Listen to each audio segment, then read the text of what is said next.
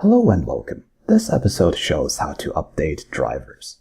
Go to iobit.com, hover over Performance, and select Driver Booster Free. Then press Free Download and follow the download procedure. Note that in this case the download procedure was not followed until the end because the file was already downloaded.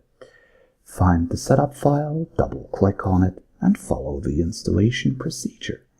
Once that is done, find the driver booster icon and double-click on it. When the program launches, it automatically checks the system for outdated drivers. As you can see, an outdated driver was found in this case. To update drivers, simply press the Update Now button. Note that there may be a window with some information. After you click on Update Now, and in that case simply click your way through that and allow the program to download and install drivers.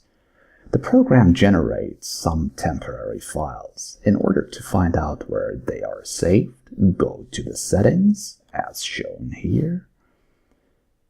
Click on the Drivers tab and check the first box, which contains the path where the temporary files are saved.